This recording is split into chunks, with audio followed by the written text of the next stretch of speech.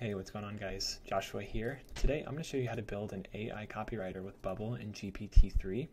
So if you've seen tools like CopyAI, Writer, Simplified I think is another one, where you're essentially able to input some information, click a button, and the product will write some really amazing copy for you, almost like a human wrote it. So a lot of these tools are using GPT-3. And the way it works is you can tell GPT-3 to do a very specific thing. You can see some examples over here in CopyAI, so you can use it for writing website copy, you can use it for writing blog posts, social media ads, and many other things. We're going to focus on this tutorial with the product description writer.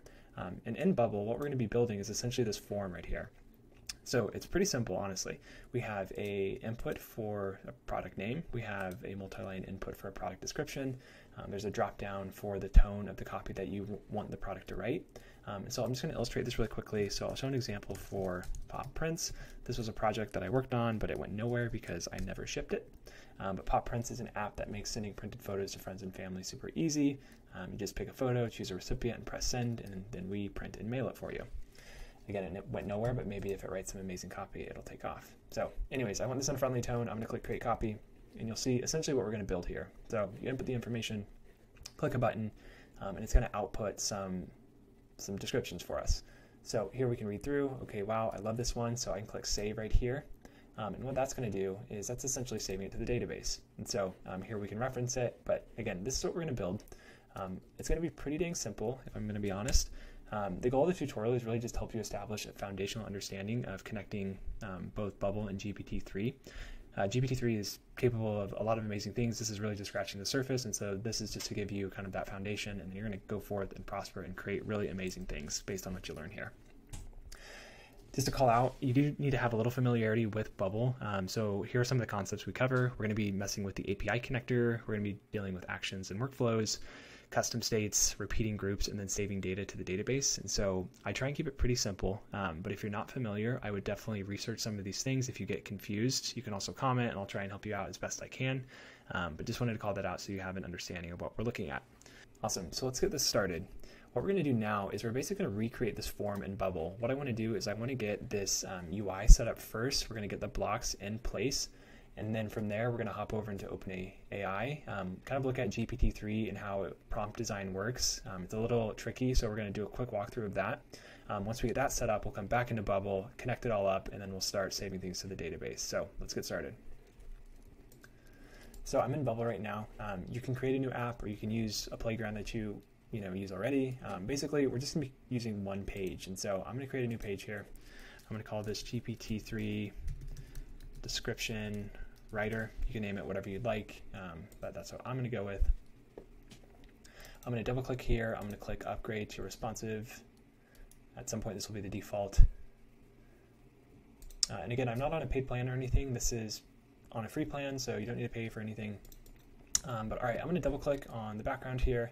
I'm going to change the layout to column. And basically what this does is any elements that I add into it, it's going to stack things on top of each other. So that's how the column container layout works. So I'm going to grab a group. I'm going to paste that in. I'm going to set that to row. And then I'm going to uncheck make element fixed width, and I'm going to remove the minimum width. And that's just going to allow it to span the entire width of the main page. So what I'm doing here is I'm making a header just to kind of like ground ourselves. We're going to call this product description writer. Oops, there we go. And then I'm going to go to layout, and I'm going to center that. Oops, uncheck make element fixed width, delete the minimum width. This is just again just going to allow it to span the entire width of the container. And then I'm also going to center that.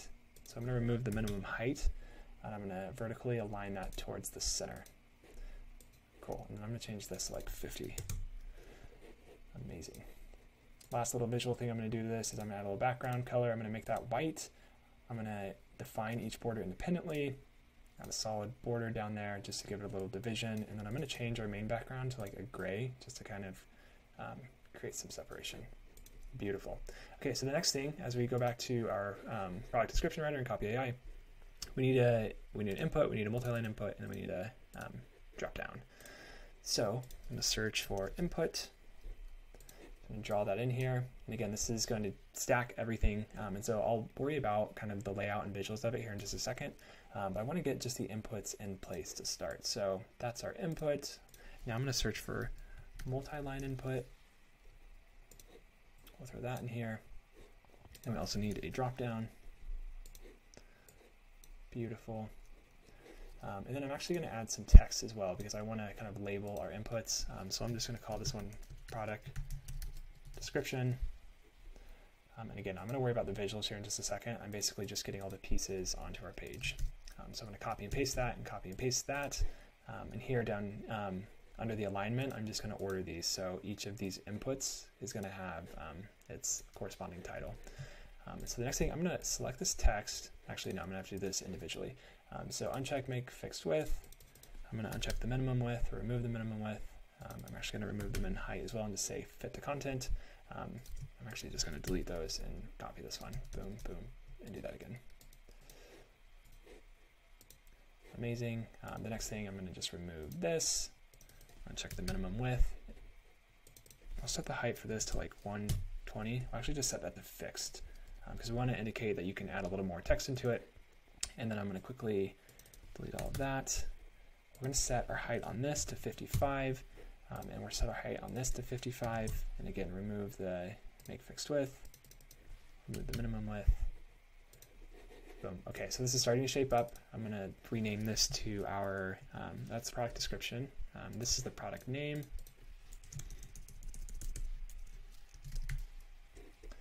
Cool, product description. And then this was our tone, I believe, drop down. And there you go. Okay, so we kind of have most of the pieces. Oh yeah, we need a button. So we'll throw a button in here. Oops, that's hideous. I think I have a style here, which I'm just going to select. And obviously need to make this much taller. I think I'm going to go in with 55. So I'm going to set that. That's going to be a fixed height button because we want that to stay consistent. I'm also going to remove the minimum width and the fixed width checkbox. So we'll remove those things so it's spanning the entire width.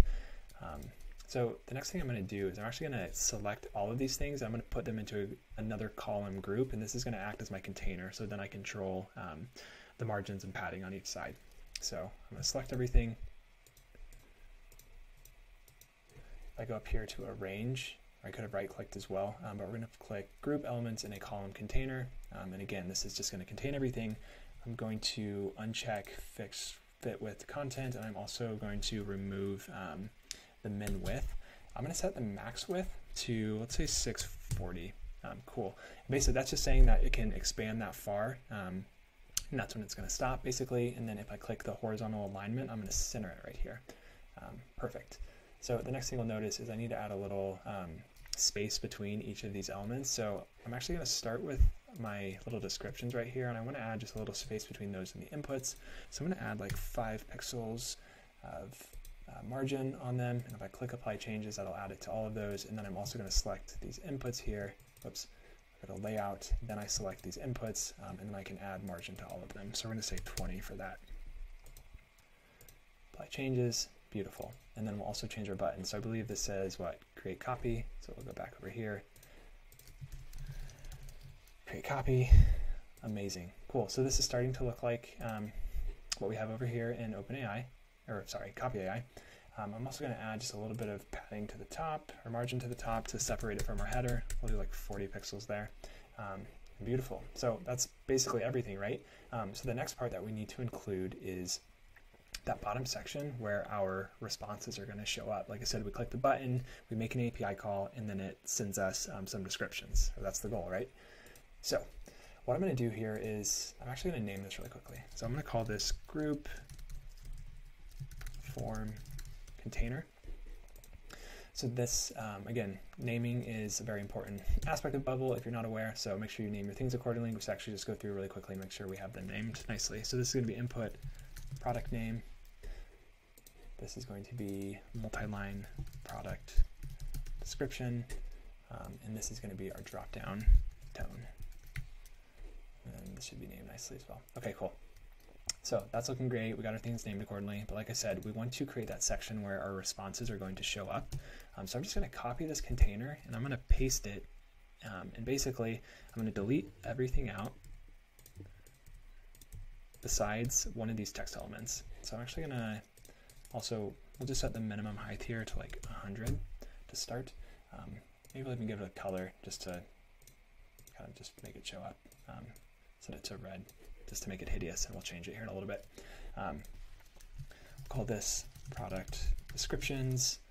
Going to remove that. We'll give this, I'm just going to use default copy styles here. So that's not going to be the prettiest, but that's okay. So product descriptions, I'm going to copy and paste that text element. And what we're going to do to start is I'm basically going to put the responses into this text element. And so we'll go over that here in just a little bit. But basically just to call out that when our responses come back, we're going to just store it in this text element to start. And then we're going to figure out how to actually save it to the database. So we'll just keep that there for now. And then we're going to create one more section, which is going to be our saved descriptions.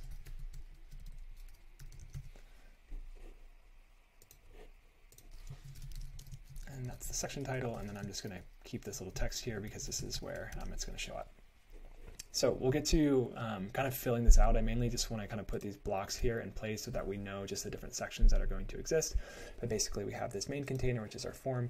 We have this section where our descriptions are going to show up when we make our API call. And then we have, if we like a particular description that GPT-3 has given us, we're going to save it and it's going to show up here in this section. And so this is the extent of it. It's just going to be a single page app. We're not going to deal with any sort of like logging in or anything like that. But the next thing we need to do before we move on is we need to add a plugin called the API connector. And so I've already added it here, but if you go up and click add plugins, it should be one of the first things you see, Bubble API connector. You'll click install and you should see it appear here. So the next part we need to go and figure out is essentially forming our API call. And so OpenAI is really interesting, and there's this playground that we're going to mess in. And so let's hop over into OpenAI, and I'm going to walk you through how to sort of design a prompt based on what we're trying to do here. All right, so I'm over here on OpenAI.com. We're going to go over here to the API section up in the top right corner. So this is the landing page for the API. Highly recommend you read through it. There's a lot of good examples, inspiration for what GPT-3 can all do. We're not going to get into that right now, but look at it yourself. So you're going to want to sign up. I'm just going to log into an account that I already have. It should be a pretty simple process for you. There's a few steps, but you should get in with no problem. Once you're in, there's going to be this overview page. Another thing that I highly recommend is going through all of this. It's going to give you a really understanding of how to kind of wrangle in GPT-3, how to get it to do what you want it to do. So go through these things. It's very helpful. The other thing I'll say is that when you create an account, you have like a little bit of credit to use the API. If you actually wanted to launch an app, you need to have that approved by OpenAI. So they give you instruction on that. Just want to call that out, that there's a process, but this is mainly for just having some fun. So the main thing that we're going to kind of look at is the examples over here. So what the people at OpenAI have done is they've essentially found all these use cases that work really well for GPT-3. So you can kind of see different examples that they have here, and this is the way GPT-3 works. What it needs is a prompt, and a prompt is essentially like an instruction that you give the engine, and then it's going to give you a response back. So in this case, this is a Q&A where they've given it a prompt, and it's about a Q&A, so they're showing different question and answers, and I think they set it up here as well. And the final little part of that prompt is like, what's the answer to this? And GPT-3 knew that based on everything you've told me, I can tell you this answer. That's one example. Another really cool example is like classification. It can do a lot of powerful things with just categorizing things, as well as like writing summarizations. Here, if there's a bunch of text, you tell GPT-3 to give you the TLDR, and it's able to give you that specific response summarized in a very meaningful way. So the next part of that is the settings. So each one of these kind of use cases, basically, if I take a step back, GPT-3 was not trained to do one specific thing. If you think about it, it was basically crawling the internet for 8 years, and it just consumed all the text information that exists on the internet. And what it did was it learned from all the language that exists, the different patterns, the way people write, the way emotion and expression exists in written text, and it learned from all of that. And so that's why it's really good at writing out text for us. It also is really good at code as well, as you'll see some like JavaScript and different code-related elements here. These are some really good examples to kind of get you started, especially if you can find something that's related to your use case that you want to create a product around. But for ours, we're going to start with this product name generator right here. And if you remember, we're doing a product description writer, and so this seems pretty related, and it's got some settings over here that kind of match what we're trying to do. So I'm going to click Open in Playground. you're going to spend a lot of time in this playground because, again, you're just essentially giving it a prompt, and you have to play with it a lot to get it to do what you want it to do. So for example, here they have the product description, home milkshaker. These are some words that kind of describe it. Here are some product names. So this is like priming it. It's kind of giving it some examples to say, follow this pattern, GPT-3. So if I click return here, and then I click submit. So this is the response right here highlighted in green. And what it's done is it's followed this pattern that's been outlined for it, and then it's given some recommended product names based on some of these seed words in the description. So this kind of gets me over into the settings. This is something you really just kind of have to dig into yourself. Definitely not a master on it. Essentially, temperature is what they consider to be a randomness control. Basically, if you want to have the output kind of consider a bigger realm of possibilities, if you want it to be a little bit more creative, as people say, you would have a higher temperature. Whereas if you wanted it to do something more specific and more like straightforward, for example, like a summary, you would want to have a lower temperature. Maximum length is all about the length of the response that it gives you. So this is all measured in tokens. And tokens are essentially like chunks of words, or in some cases words. The documentation outlines this, so I would look into that. But this is what you're charged by. But this is telling GPT-3 like, hey, don't give me a response that's longer than this number right here.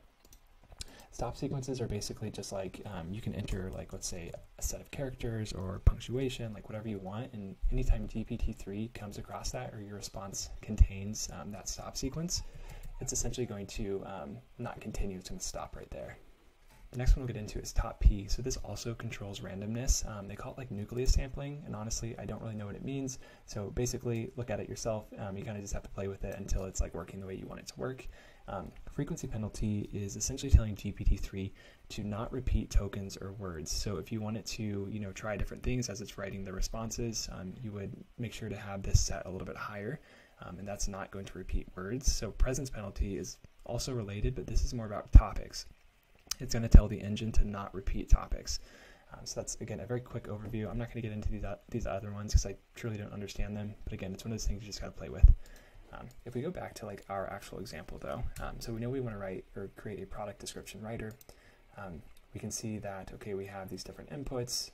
And so I'm basically just going to tell GPT-3 to write a product description for the following product. And then what I learned basically with messing with this is that I could say product name,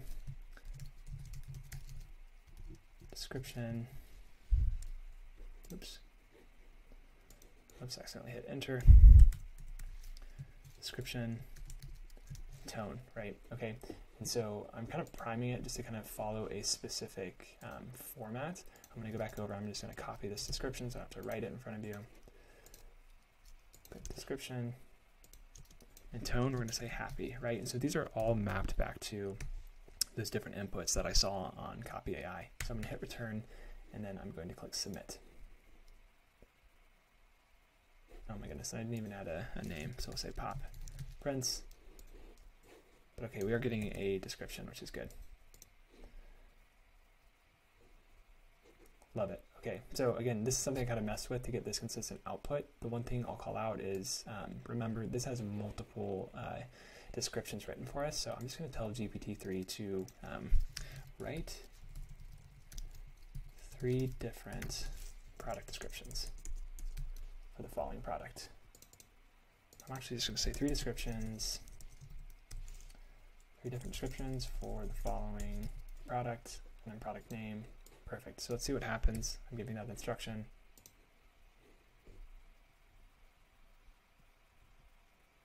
Oops. Oh, and it stopped right there because I have a pretty low length, so I might set that to like 200. Try that one more time. Beautiful. Okay, so that's what I want it to do. I want it to give me 3 descriptions, and so I would say that this prompt is working well. Again, I would probably test it with more names, but for the sake of just moving quickly, we're going to keep going with the tutorial. But that's just how it works. You kind of just have to mess with the playground here, try different things, mess with the settings, and hopefully it'll start to do what you want it to do. So the last thing we need to do is get everything set up in Bubble, right? So if we click View Code up here in the right corner, this is all the information that we need to get this thing working. So we're going to hop back over into Bubble and get the API set up. All right, so I popped back over to Bubble, and we're going to get our API set up now that we've got our prompt working the way we want it to work, and OpenAI is giving us the response that we like. So I've rearranged my windows just to make this a little bit easier. We're going to bounce back and forth between Bubble and OpenAI. So again, here we have the playground. I'm going to click View Code, and I'm going to leave that up. And over here in Bubble, I'm going to click Add Another API. We're just going to name this OpenAI. We're going to leave authentication as none or self-handled for this tutorial. You can use things like the shared header, but for the sake of this, I'm just going to keep it simple. We're just going to focus on filling out this specific API call right here. So we're going to call this, and I think you have to expand it before you can write in it. We're going to call this product description, and we're going to set use as to action. And so what this is going to do is when we set it to action, it basically exposes it in our workflows. So you can like click a button and then you can run an API call. We're going to leave the data type to JSON, and we're going to actually look over here first. And here you can see it says post. So this is a post request, and so I'm going to change that to post. And the next thing, this input right here is for our endpoint. So where are we making this API call? And that's actually this URL right here. Oops. So we'll copy that, scroll back over. And one thing to call out is if, I'm not sure if your view will be set to this, but you need to make sure curl is selected, and not these, but curl. So this is what we're going to be using for this tutorial. Awesome. So we have our endpoint added. The next thing we need to set up are our headers. So if you look here, you see these two items right here both have H next to them. So these are what we're going to add into our headers. So here we have a header section. We'll click this button twice. So the first one is content type. And I see that's application JSON. And you can just copy and paste these as well. So the next one right here is authorization. And so this is where you're going to have to go and get your API key. And so here, first we're going to paste bearer. We're going to push space, and then we're going to go over into OpenAI and go over here to your account. I need to make this bigger really quickly. Close that. So where it says view API keys, that's where you need to go. I'm going to open this in a new page just so I don't lose this. But you're going to want to grab your secret key right here. So click copy. And I'm going to delete mine after this, but you don't want to show anybody this. So this basically means if someone had that, they could make calls on your account. And again, that's how you're charged. And that just wouldn't be good. So make sure you keep that secret. It is called a secret key, but just to, let you know. We're going to go back over here. We'll click view code just to pull this back up. But okay, so we've copied our secret key. We're going to paste that in here. If you scroll back over, you should see bearer, space, and then SK, then whatever your secret key is. Perfect. So we're going to leave these as private as well. And again, you want to keep that one private so no one else sees it. So we'll scroll down. We don't need to add anything else. We're going to keep the body type as JSON. And the next thing we're going to look at is the data section over here. So that's the D is indicating, well, I think it's called data section. I'm kind of new to APIs myself. But anyways, we're going to copy this section right here. So from the last curly bracket to the start. Oops. I'll just add that in because I can't seem to select it.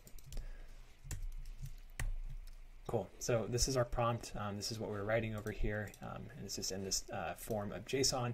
So if you see like \n, that's essentially just indicating a line break. So if you're like, what the hell is that? That's what that is.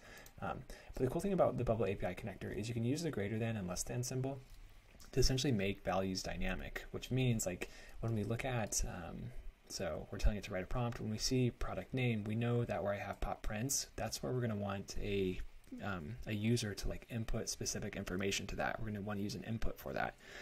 And so I'm going to put these brackets around it, and what it does, I'll just call this product name. So it's going to expose that down here, and that means that it's dynamic and we're able to insert information or data into it from our UI. So I'm going to go through and do that to all the little areas where we want user input in. So I'll add a bracket there. So I'm just going to delete this out. So we'll say description, and then we have tone right here. So replace that. We'll call that tone. And so again, you'll see it's exposing them. For the sake of when we essentially set up this API call, we haven't connected to OpenAI yet. We're going to add some values in here. And so this was pop prints. I'm going to just copy this description right over here. So I've pasted that in. And I think I spelled description wrong. Whoops. Oh, yeah, right there. Description. Boom. Cool. And then, oops, I replaced it. Cool. We're going to add that back in. Oh no, that's tone. Jeez, sorry guys. Description, and then tone we'll say is happy. Awesome. So you can also do that for the settings that we've set up here. For the sake of just speed, I'm not going to go through that, but basically you could add these curly brackets around, and then you can kind of fine tune those settings, whether you want to set up UI to do that or you want to do it from the workflows. But for the sake of this tutorial, I'm not going to do it. I just want to keep this quick. The next thing we want to do is uncheck private. So this is going to expose these inputs or these values in our workflow so that we can insert dynamic data into it. And then lastly, we're going to check capture response headers. So basically, when we form this connection with OpenAI, we make the API call, it's going to give us some information back in the header, and we're just saving that information just in case we need to look at if there's like an error, it's communicating something that we might want to have access to. So again, research APIs, if you don't get it, I'm also kind of new to them. But anyways, so I think we have everything set up correctly. This is the fun part where you click initialize call and you hope that everything works. So let's see what happens. So it's taking a little bit, which is a good sign, I think. Boom, this is like a glorious screen. So this is telling us that it returned values, which essentially means it worked. Typically, you would want to go through and just kind of make sure all of these kind of element choices that it's picked makes sense. For the sake of this, we're not really going to go through that. But if you go down here and click show raw data, this is, I've scrolled all the way down, you can see what the response actually looks like. And here we can see this is actually what we're looking for. And so it's given us a lot of information, and so this is going to be one of the fun parts, is like how do we pull this specific section out of all this information that it gave us. So we'll talk about that here in a second, but I just wanted to show that this is where you can see all the information that it provided you. Let's click save, and yeah, this is amazing. So the next step is essentially connecting it to our UI. All right, so I've expanded my screen back to the normal width, and now we want to get our API set up to the front end that we've created here. So basically what we need to do is we just need to set it up in a workflow. So we're going to click on that button and click Start Edit Workflow. And then when we click here, we're going to go down to Plugins, and we'll say OpenAI Product Description. So this is that API call that we just created. Then over here, you can see all of those values that we've added greater than or less than symbols around are now exposed. And so we can clear this stuff out. We'll actually start with the product name, and we're going to click Insert Dynamic Data, and we're going to use the input product name, right? And then for the tone, this is going to be that drop down that we set up. So this will be drop down tone, its value. And then for description, this is going to be the multi-line input. So again, we'll click in here, click Insert Dynamic Data. This will be the multi-line product description, its value.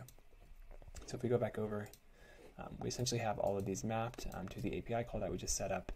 Something that we do need to add in are options for our tone, right? So I'm just going to hard code some of these. So I think like happy, luxury was one, witty, and you can add whatever ones you'd like. And again, I would recommend you kind of play with GPT-3 to understand if it's actually giving you nuanced, tone in your descriptions. I messed with this a little bit and it seemed like it was changing it up a little bit. Anyways, I'm just going to add these three. You can add as many as you want though. So cool. Let's go back over to our workflow. So we have this set up, and I'm not going to try it just yet because we need to think about the next step in this, which is essentially like we're going to make this API call, and we need to essentially store that API call, right? It's going to give us information, but we need to do something with the information itself, and we need to put it somewhere so we can display it.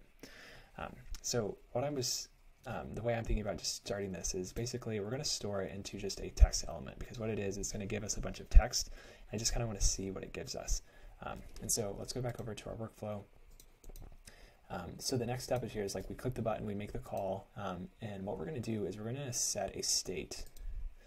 We're going to set state to the page itself. So this is the page right here, GPT-3 description writer. If you're not familiar with states, this is something that's very core to Bubble. I highly recommend you go and research it. But essentially it allows us to store some information onto the page or temporarily. We're going to rename this, we're going to create a new state, and we're going to call it GPT-3, we'll just say GPT-3 descriptions. Or that's a text, it's going to give us text, that's what I set it as. Awesome. And so when it says what value do we want to set, so we're going to click here and we'll say result of step 1, because this is the API call. So now it's giving us all these different options. So if you remember earlier when I set up the API call, I'm going to click reinitialize so we can try and find like where that the text that we want is at. So if we go down here to show raw data, I can see that this is the text that I want. This is like the main part of the response that I'm looking for. So we can see that it's in body, and then it kind of trees down, and I see choices, and then I see text. So body, choices, text. So Bubble actually exposed as kind of like tree and options, and so we're going to remember that. So body, choices, text. So I'll save that. I'm going to go back to my workflow. Again, we'll clear this out just to make it hopefully super clear. So result of step 1 is our API call. Body, choices. Okay, so this is what I'm looking for, because you remember it came, that's where the text was at. So then here we're going to say first item, and that's basically just saying like give me the first item, and then when I click that it identifies text. So this is what we're looking for. And again, this is something you kind of just have to mess with and learn within Bubble. Hopefully this makes sense. But anyways, this is going to get you that text information that we just saw in the API call. Cool. So I think that's like everything set up. Actually, the next step we would need to do is we need to connect it somewhere, right? So we've made the call, we've stored it to the page, but we actually haven't set it up to show it anywhere. So I'm going to click this text right here. I'm going to change this to some dynamic data. So it's actually going to be the page. So we're going to search the page first. So it's what, product? What did I call this thing? GPT-3. So this is the name of the page, and we created that state for it. So this is GPT-3 descriptions. Cool. So that should turn blue. Perfect. All right, we're going to see if it works basically. So let's do this. I click preview. Oh my goodness, this is not the prettiest app, but okay, so we'll call this pop prints. I'm going to see if I have that copied anywhere. Cool. I'm just going to paste this in. We're going to click a tone or set a tone, and we're going to click create copy. And hopefully this works.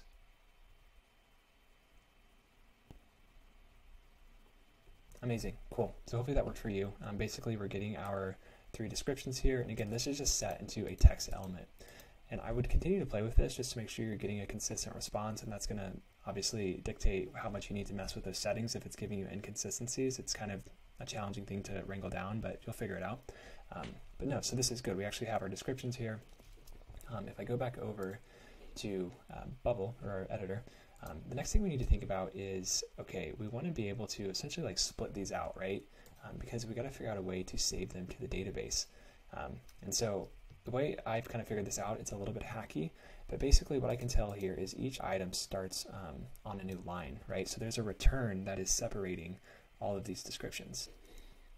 So what I'm actually going to do is I'm going to go back over into our workflow, and I'm going to create another, or I'm going to set another state. So I'm going to go element actions, set state, and this time I'm going to set it to the page like we just did before. I'm going to create a new state, and I'm going to probably name this very similar, GPT-3 descriptions. I'm going to say list. Okay, so basically this time around we're going to say that we want to create a state, but it's going to have multiple entries. So you need to check this box. This is where it gets a little more complex, so hopefully you can follow along. But basically, we can delete this first one because we don't need it anymore. I'm going to basically split out all this text with some of the text editing capabilities that Bubble has. So let's delete this first one.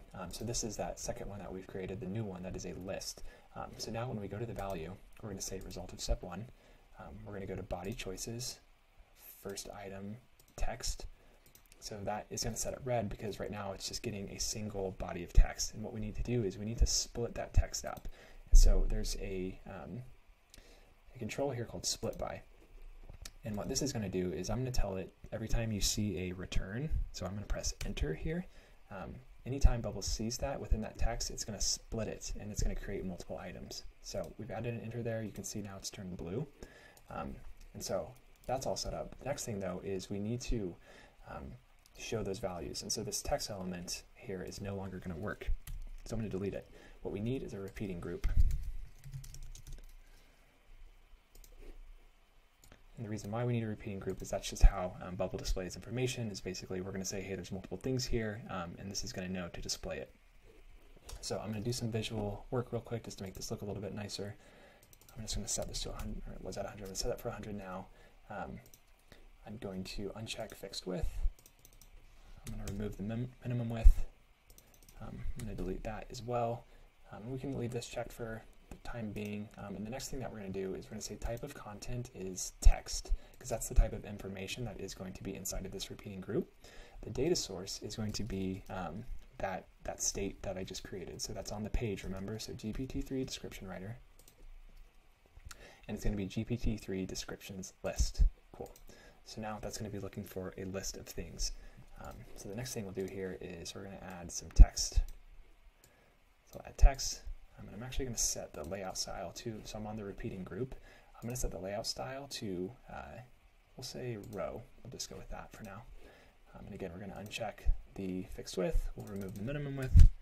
And so now that I have this text element selected, we'll go to appearance, and we're going to insert a dynamic value into here. And so this is going to be the current cell's text. And basically that's just saying that of this list of things, display the current cell's text. Hopefully that makes sense. So anyways, we go back over here. I'm going to paste in that description. Again, we'll call this pop prints, select a tone. Maybe I'll try luxury this time. I'm going to click create copy. Let's see what happens. Nice. Okay, so now we have our text split into different items. So this is going to enable us to save this specific block of text to the database. What I can see here though is that there's extra returns being like kind of collected as different items. You can see all this space is basically because it's saving multiple things. It's saving like a empty space here and then the text, an empty space and the text. And so I'm going to show kind of a hacky way to get rid of this. And then we also need to add a button, right? Because we want to save it. So first things first, I'm going to add a button because I want to finish kind of just the visual setup. I'm going to add a button in here. I'm going to move this over. This is a hideous button. I have a few styles just kind of set up. We'll call this save copy. Then I'm going to delete the minimum height. We're actually going to group these. So I've selected both of those elements. This is within the repeating group. I'm going to group them into a row container. And so this will just align them nicely, and then we can uncheck. So I'm back on the repeating group. I can remove this minimum height. And so this is just going to collapse to the group that we set inside of it. Perfect. And I may just center this. Actually, no, we'll keep that top aligned. Anyways, so we have essentially this group, and so the way we're going to be able to hide this like area right here is we're going to basically say, we're going to set a condition, sorry. In this condition, we're basically going to say when current cell's text is empty, this element is not visible. So we're going to leave it unchecked, and that means this element is not visible. And then on layout, we're going to say collapse when hidden. Okay, so let's pop back over and see if that worked. So we're going to say pop prints, paste our description in, select a tone, create copy, and that should collapse all that extra space that we had. Awesome. So here we have now our 3 individual items. I just kind of need to clean this up visually.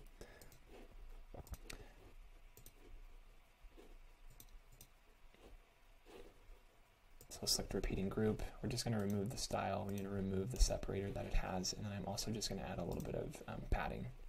Margin to the bottom.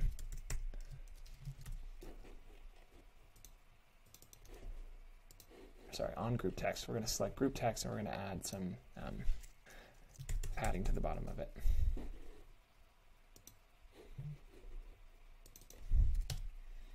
Awesome. So the next thing that we need to do is then be able to save that copy to the database, right? So if we go back over here, we see that it's written some copy for us, and we actually like some of that. We might want to save it. So we're going to go over into our data tab, and we're going to create a new type of data. So we're just going to call this saved copy. We'll click create, and in that saved copy, we need to essentially save the text of the response from GPT-3, and so we'll call this. We'll just actually have a product description, and the field type will be text. We're going to click create. Awesome. So you can add a lot more information here, but we're just going to keep this simple and have just one type. Cool. So if we go back to our design tab, we're going to go to the Save Copy button here, and we're going to click Start Edit Workflow. And what we need to do is we need to create a new data thing. So we're going to click Create New Thing. The type is going to be Saved Copy. We'll click Set Field, and this is going to be the product description, and then that is going to be the parent group's text. So this is just essentially saying in that repeating group, save that the text from the same cell that that button is in, okay? So from there though, now that we're going to actually save that to the database, we need a way to display that to show that it is saved, right? So if we go back over to design, so we have this save description section. Basically what I'm going to do is I'm actually just going to delete this text that we have in here. And what we need is a repeating group. And so we already have a repeating group up here. I'm just going to copy and paste it, and then I'm going to change out the data source. So we'll click reveal an elements tree. Here I can see we have the repeating group, so I'm going to copy that, and then I'm going to paste it right here into this save description container. So I'll click paste. Perfect. And so we can see it right here. We can remove this button because we don't need the button. And then we'll click on, again, the repeating group. We can even name this because this is good practice, as I said earlier, saved copy. We're going to remove this data source because this is now going to be essentially we're going to do a search for, and the type of thing is going to be saved copy. Oops, and what are we doing here? Oh, whoops, I need to change the type of content. So the content here needs to be saved copy because that's the type of data, and then the data source is going to be the saved copy, okay? And again, this is very simple. This is going to kind of just show us everything. You could add more user control and make sure that it's private to that specific account. Again, we're not covering that here. We're just really showing the very basics of what you can do here. Okay, cool. So let's go back over here to our app, and let's see if this works. So we'll say pop prints. We're going to paste in our description, say happy, create copy.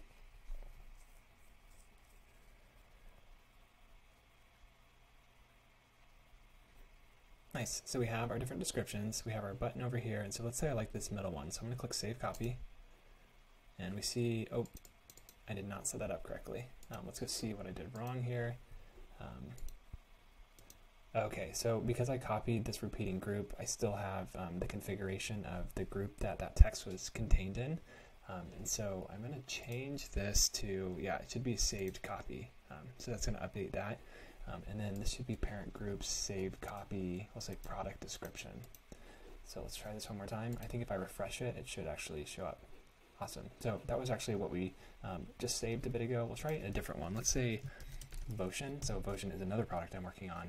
So it's essentially voice to text for content creators. It makes idea generation super simple. It syncs with all your favorite note-taking tools. That's Votion. I'm going to say that is going to be written in a happy tone, so I click create copy.